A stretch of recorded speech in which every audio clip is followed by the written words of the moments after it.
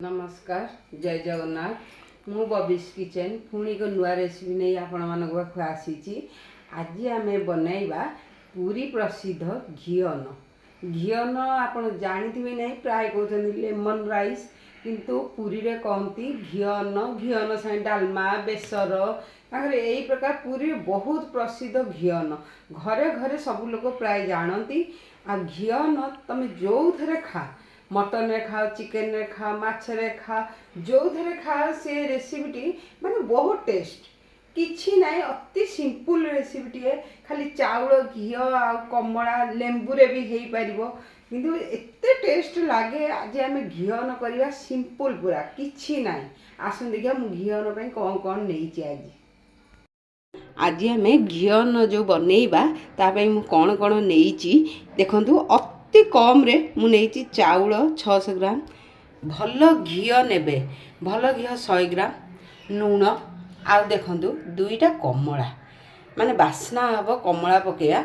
आम घीअन प्रथम पानी बसैबा गैस रे तापर पानी धीरे आम लूण किछि पकेबा तापर आम चाउल पकई माने जस्ट नॉर्मल भाव में भातटा करवा। भातटा करी आम कमला लेंबू आउ जो घीअ लूण आम सब मिसे ऐड करिया। आज गोटे आम घीअन करिया। आ घीअनटी होउची पुरी रे बहुत प्रसिद्ध। घीअन जदि पूजा पर्व किछि भी पुरी रे हुए किंबा जेगा मानकरे किंबा पर्वपर्वाणी तांकर घीअन आ डालमा होची मेन। सेथि पई मु आज सहज उपाय किपरि घीअन करिकि देखैबी। देखंतु आपण निश्चित इच्छा हो आपन को मु घरे निश्चित करी आ खाइबी। आसंतु प्रथम आम गैस लगेया।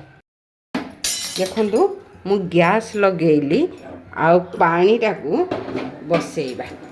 पानी देखंतु मु देइची माने 3-4 मग माने मु नेइची 600 ग्राम चावल माने आपण निश्चित भाव में 600 नुहे 750 ग्राम पानी निश्चित भाव में नेबे।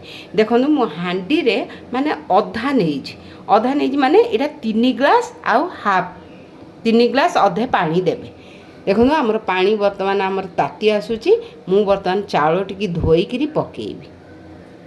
तो आमर पानी बर्तमान फुटिलानी तापर आमे चाउलटा को पानी रे पकेइबा।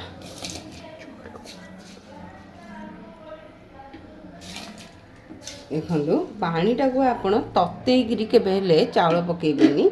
अरुआ चाउल ना पानीटा को फुटेई देबे। फुटेई देइकरी चाउलटा को पकेइबे जे भात गोटी गोटी हम। आ जदि आपण चाहउछन गोटी गोटिका भात ताले भात सबु बेले कला बेले टिके तेल माने जे कोनस तेल सोरिष तेल नुहे रिफाइन तेल एका टिके ऐड कर देबे जे भात को भात लागिबनी पेज लागिबनी आ भात हमर गोटी गोटिका हेइ जिवो।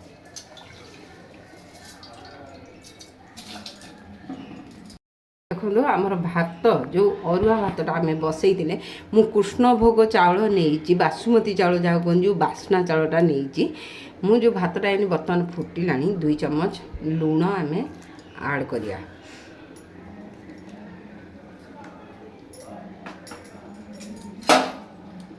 देखो लूण पकई आप टिके नागरू माने घांटी देवे तापरे 5-10 मिनट आम छाड़ीदबा कारण अरुआ चाउलटा ना शीघ्र भात हो आम। बर्तमान मु जो अरुआ भात जो बासमती चाउल जो बसई थी बर्तमान हो जाइए। आ केते सुंदर भाव में भात हो देखु गोटा गोटा माने आपण अल्प माने भात हवा को थिबो गाड़ी देबे कारण घीओ कमला देहरे से भातटा नरम हो जाए। मु बर्तमान 2टा कमला को फाड़ फाड़ कर देइची। से कमला को आमे गोटे जगार चुपुड़ी दबा।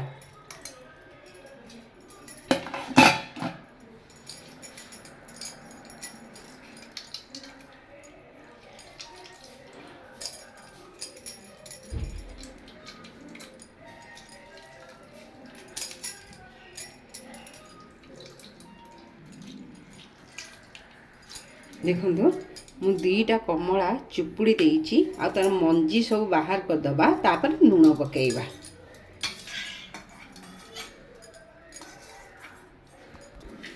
देखो बर्तमान मु कमला 2टा चुपुड़ी सारी ता देहरे लूण 2 चम्मच आम ऐड करिबा। ताको आम लूण आ कमला रस को फेंटी दबा ता देहरे आमे जो भल घी रखीचे खाइबा घी ता देहरे आमे ऐड करिया। देखंतु आमर लुण भल भाव फेंटी हो सारी तापर आमे चलतु घी रे आमे ऐड करदवा।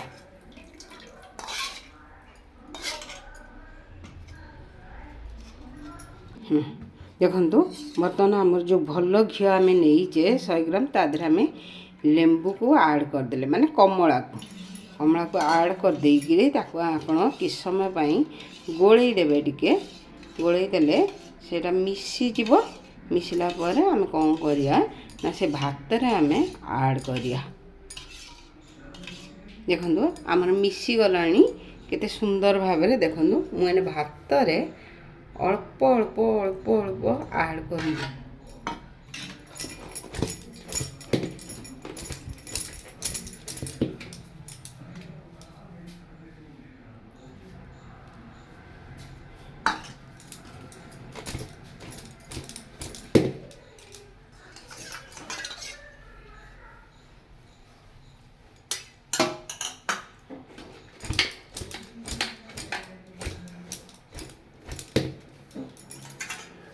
देखंतु आम सब कमला घी आउ लेंबू कम सब आम ऐड कले ऐड करके ताको आम एपट सेपट करदबा। टिके